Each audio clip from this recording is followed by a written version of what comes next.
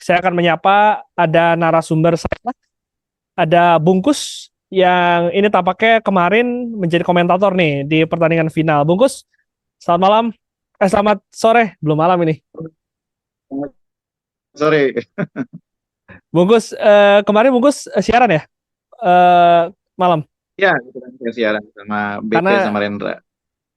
karena suara ini khas banget kalau Bungkus. Iya Mas. Bungkus melihat Itu melihat siaran ya. pertandingan semalam. Lebih baik di pertandingan semalam atau di leg pertama, Bungkus? Iya, sudah jelas saya pikir pertandingan kedua menjadi lebih mudah bagi Persib karena mereka datang ketika sudah membawa bekal 3 gol kemenangan di kandang sendiri ya. Itu membuat mereka di leg kedua ini bermain semalam itu terlihat lebih percaya diri, terlihat lebih tenang, tidak tergesa-gesa harus mencetak gol, dan justru ketidaktenangan itu berada di pihak tuan rumah ya. Madura United yang berusaha terus untuk memulai mencetak gol, tapi gol tidak kunjung tiba dan akhirnya mereka kecolongan. Jadi memang leg kedua menurut saya bagi Persib lebih mudah karena bekal 3 gol yang didapat di pertandingan sebelumnya.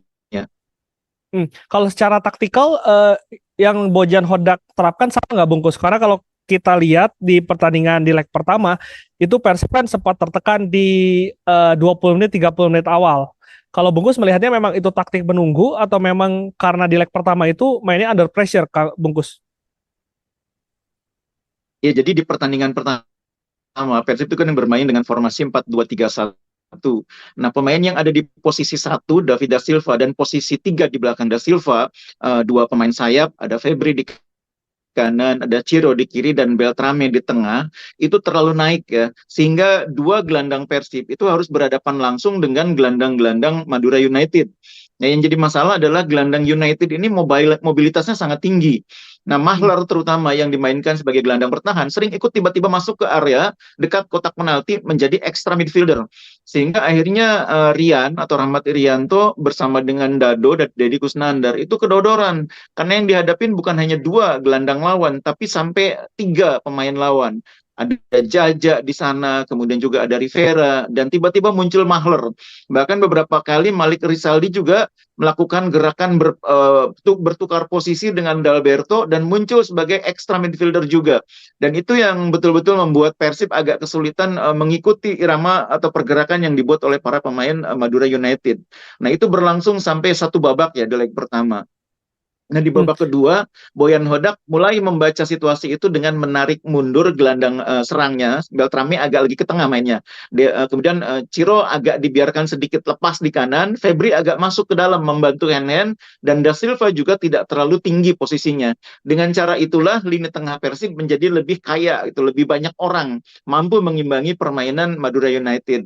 Nah, cara yang sama kemudian dilakukan di pertandingan kedua semalam, di mana midfielder Persib tidak hanya dua, tapi dibantu oleh pemain yang lain. Ada Febri di sana masuk, Ciro juga bermain lebih ke dalam karena memang Persib tidak mengejar gol ya. Jadi Ciro juga diminta untuk tidak terlalu buru-buru naik ke depan. Ciro membantu Rezaldi, kemudian Febri membantu Hen dan Beltrame juga bermain lebih ke tengah, tidak terlalu jauh jaraknya dengan Dado maupun Rian. Dan itu yang membuat Persib menjadi solid. Mereka bertahan di garis, memang tidak terlalu dalam garis pertahanannya, tidak bermain 20 sampai 30 meter ya. Persib bermain justru di area 40 meteran gitu, 40 sampai 50. Itu yang membuat lapangan tengah justru terasa sangat penuh bagi pemain Madura United. Itu sebabnya mereka meskipun main di kandang sendiri kesulitan mencari celah untuk masuk ke pertahanan Persib. Hmm. Artinya kolektivitas itu yang jadi kunci kemenangan Persib di dua leg final kemarin, Bungkus? Bukan sekedar kolektivitas, tapi juga apa ya, semacam perubahan strategi, perubahan taktik yang Hmm. terus bergerak ya, terus mengalir yang dilakukan oleh Coach Boyan Hodak itu membuat Persib mampu mengikuti perkembangan taktik yang juga dilakukan oleh lawan. Nah, ditambah yang menurut saya faktor kedua yang agak menguntungkan bagi Persib, Jaja tidak dalam kondisi terbaik. Madura United meskipun punya Rivera, meskipun punya gelandang-gelandang yang lain termasuk Selamat Bercahyo, ketika Jaja tidak dalam kondisi terbaik, itu aliran bolanya tidak secepat kalau ada Jaja. Karena Jaja ini pintar sekali mengalirkan bola ya, memindah-mindahkan bola dari kiri ke kanan, menahan bola, membuat umpan terobosan, bahkan eksekusi sendiri dengan tendangan keras kaki kirinya. Nah, di leg kedua Jaja tidak bermain dengan kemampuan terbaik dia. Dia terlalu banyak menunggu di tengah karena memang pergerakannya terbatas.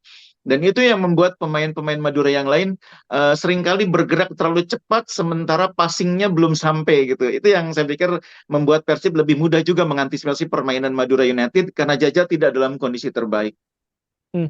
Eh, Irianto juga kemarin pada 2 pertandingan dimainkan menggantikan Mark Locke. Pergantian ini apakah juga mempengaruhi permainan Persib dari laga semifinal dan juga regular season sebelumnya, Bungkus? Iya, kalau secara kualitas sebetulnya Persib ini punya tiga gelandang yang sama bagusnya ya. Hmm. Ya kalau secara kualitas nih Persib ini punya tiga gelandang yang selevel ya. Ada Rahmat Irianto, kemudian juga ada Mark Klok, ada Deddy Kusnandar yang kualitasnya sama. Cuma cara mainnya atau karakternya yang berbeda. Jadi kalau Maklok itu tipikal pemain yang bisa mengatur irama ya, yang bisa membagi Hmm. bola dengan baik. Dado tipikal pemain yang bekerja untuk tim, selalu menjemput bola, selalu minta bola. Sehingga ketika pemain Persib lagi pegang bola, selalu ada rekannya yang siap menerima bola. Kalau Irianto ini kan tipenya tipe worker ya, tipe pekerja, Hmm. destroyer dia. Merebut bola dari kaki lawan, attack terhadap pemain lawan yang menjadi pengatur serangan. Dan itu yang memang menjadi karakter yang berbeda tiga-tiganya dan ketika di pertandingan menghadapi Madura United di leg kedua terasa memang bahwa aliran bola Persib itu sebetulnya tidak terlalu cepat juga ya. Beda kalau ada Maklok. Nah, kemudian ketika Maklok masuk, meskipun tidak dalam kondisi terbaik, aliran bola itu sebetulnya lebih mengalir. Makanya Persib di babak kedua mainnya Hmm. lebih cair itu kan karena ada faktor Maklok juga. Jadi bagi Boyan Hodak menghadapi tipe lawan yang berbeda tuh dia bisa memilih apakah memainkan tipikalnya Rahmat bersama dengan Maklok atau Rahmat dengan Dado atau Maklok dengan Dado. Itu keuntungannya karena Persib punya tiga gelandang tengah yang kualitasnya sama, cuma cara dan karakter mainnya aja yang beda. Cuma memang harus diakui kalau ada Maklok itu aliran bola Persib jadi lebih baik.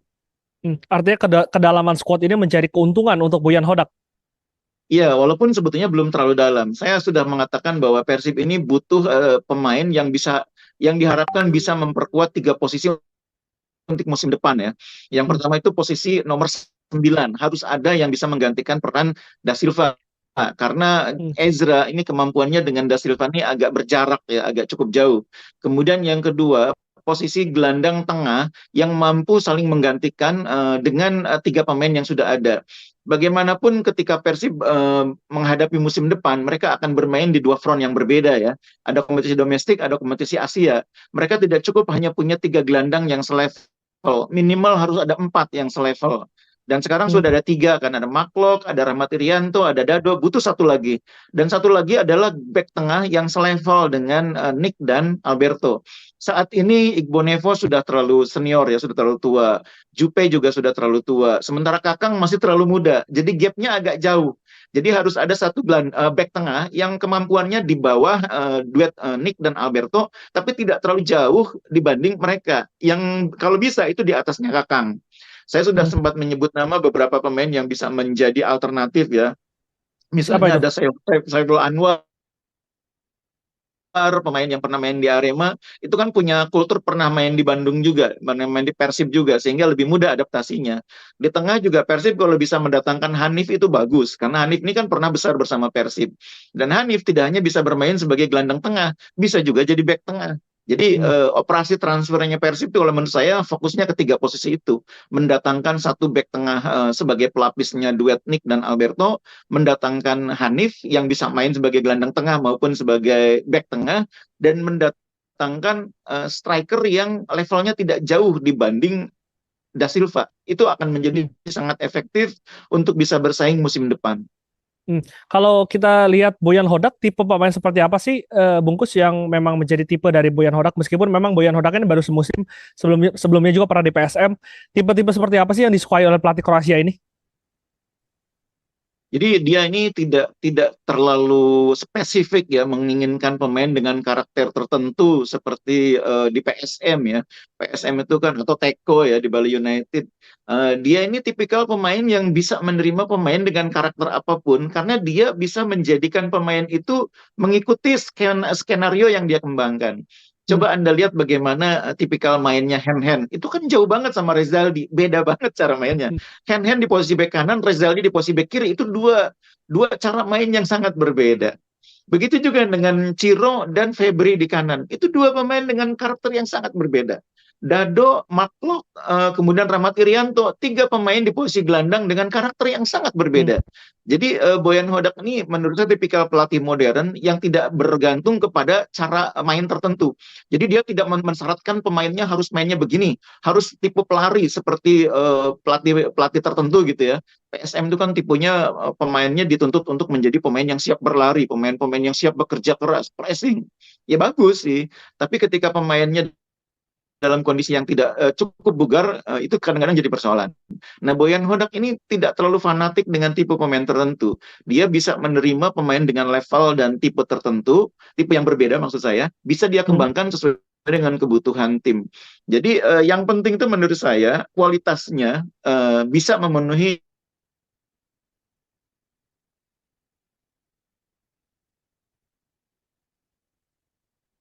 Bungkus masih bersama kami?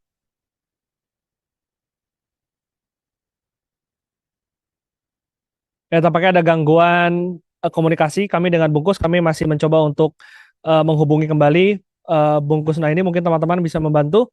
Dan sambil menunggu kita akan melihat bagaimana situasi terkini di Gedung Sate yang dimana ini sudah ada ribuan bobotoh yang memadati depan Gedung Sate. Nah, sudah bergabung kembali Bungkus bersama kami.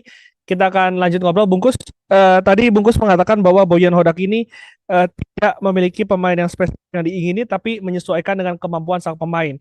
Apakah hal itu juga yang menjadi kunci suksesnya Boyan di debutnya bersama Persib musim ini sehingga bisa bawa juara? Karena kita tahu pemain-pemain ini kan pemain-pemain yang dibeli oleh Rene Albert dan juga Luis Mia, Bungkus. Iya, tepatnya bisa dibilang ini tim warisannya Luis Mia ya. Karena Luis Hmm. Mia yang membangun tim ini di awal musim, di pramusim. Dan Boyan Hodak datang ketika kompetisi sudah berjalan. Tidak ada kesempatan untuk menambah pemain.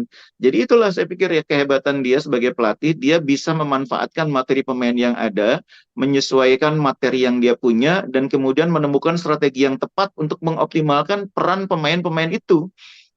Ya memang putaran kedua dia melakukan perubahan ya dengan mendatangkan kiper karena dia melihat posisi kiper tidak sesuai dengan ekspektasinya. Dia juga mendatangkan hand-hand karena dia tahu di posisi bek kanan Persib agak lemah dan kehilangan waktu itu Putu Gede yang harus kembali ke klubnya.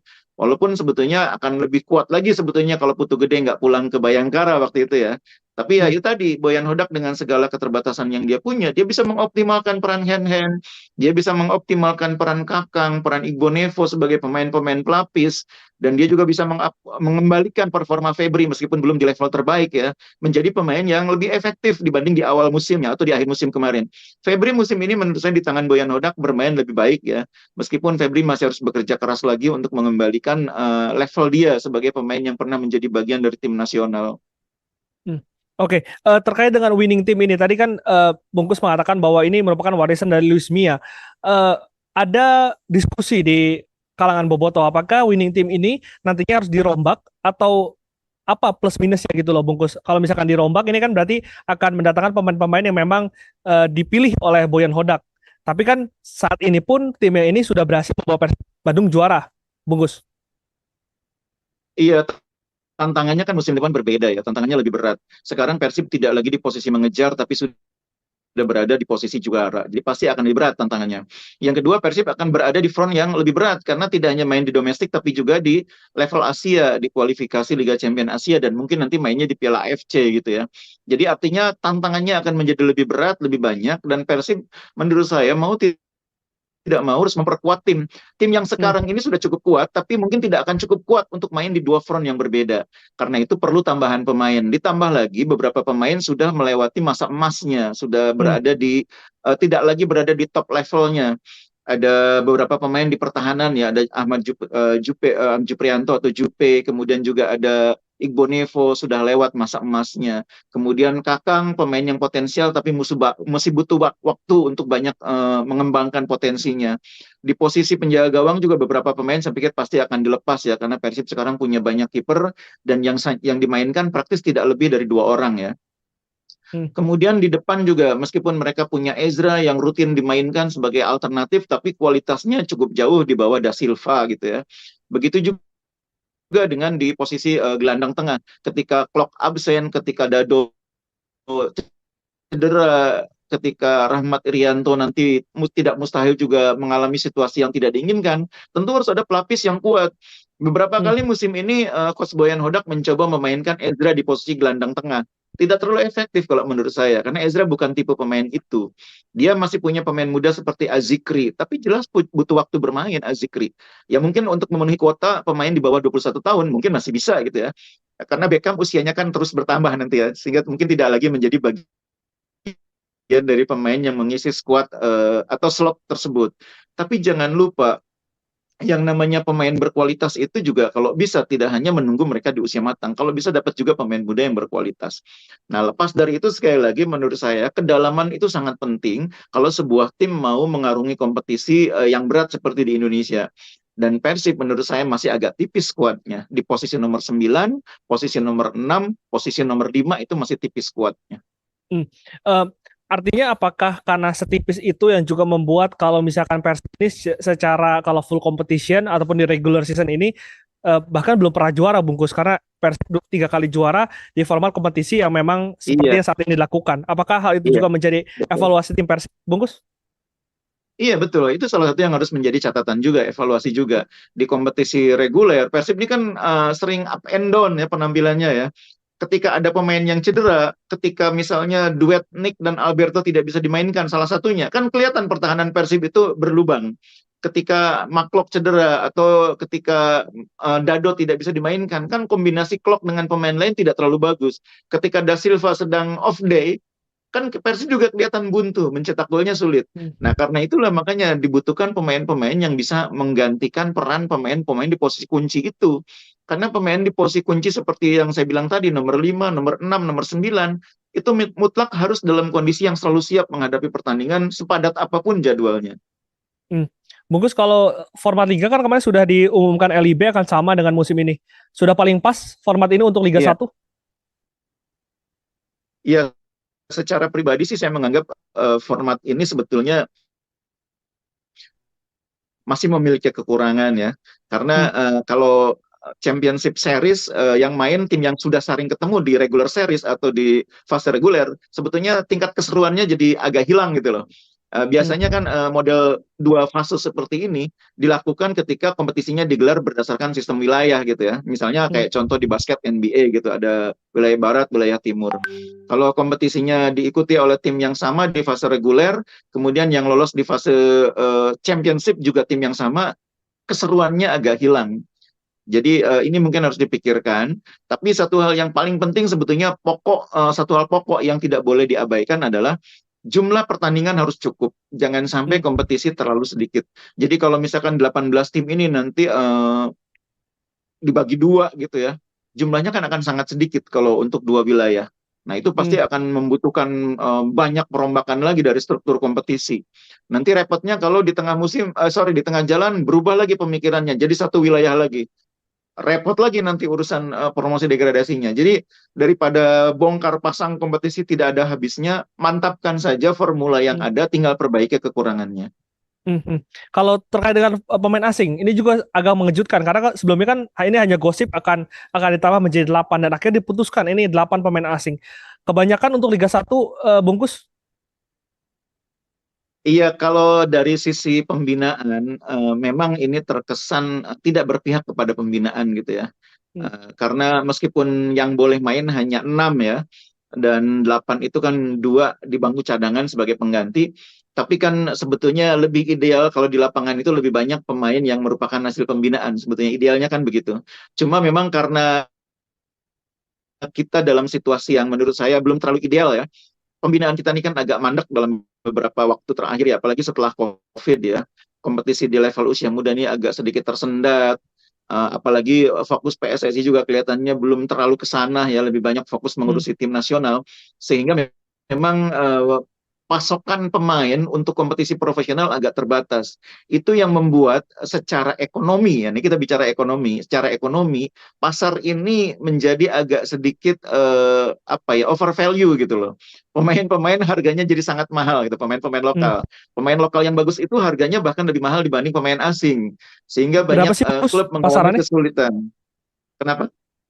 Kalau pemain lokal itu pasarannya berapa kalau Liga Indonesia? Waduh, itu sangat bervariasi ya, tergantung levelnya, apakah dia pemain nasional atau bukan, apakah dia sudah berpengalaman main di liga atau bukan, apakah dia berasal dari apa namanya, dari hasil kompetisi yang sudah berjenjang, misalnya pernah ikut EPA atau tidak, itu kan semua sangat menjadi variabel-variabel yang Hmm. sangat menentukan harga si pemain. Nah, menurut saya saat ini banyak klub yang kesulitan mendapatkan pemain berkualitas karena pemain yang berkualitas saat ini jumlahnya tidak terlalu banyak, sehingga yang tidak terlalu banyak itu harganya jadi mahal. Nah, itu saya Hmm. pikir salah satu alasan mengapa operator kompetisi sekarang memberi ruang untuk mendatangkan pemain dalam jumlah yang lebih banyak untuk kuota pemain asing dengan harapan mungkin menjaga keseimbangan pasar dulu. Nah, kalau Hmm. tujuannya seperti itu, mungkin saya masih bisa memahami gitu ya. Cuma harus ada timeline, berapa lama ini akan dijalankan, Hmm. supaya pemain lokal juga punya harapan bahwa mereka nanti akan punya kesempatan juga. Jadi timeline itu maksud saya begini, dikasih waktulah katakanlah 3 tahun akan diterapkan sistem ini, tapi pada saat bersamaan kompetisi usia mudanya digenjot supaya nanti dalam 3 tahun kita bisa menghasilkan banyak pemain muda sehingga akhirnya nanti pasarnya bisa sehat lagi. Kan Hmm. persoalannya kan itu, pasarnya sedang tidak terlalu sehat, harganya saat ini sedang tidak terkendali karena supply-nya terbatas sehingga akhirnya dipilih pendekatan ini. Nah, tapi kan tidak boleh berlama-lama, harus ada timeline-nya, harus ada batas waktunya Hmm. supaya Oke. pasarnya kembali bisa dinormalkan, kesempatan pemain lokal kembali terbuka. Oke, Bungkus, terima kasih banyak. Tampaknya ini saya Baik, harus langsung ke Pasteur karena busnya iya, sudah tiba ini, Bungkus. Terima kasih sudah iya, bergabung iya. dengan Liputan 6 SCTV. Sehat selalu, Bungkus. Nanti kita ngobrol lagi.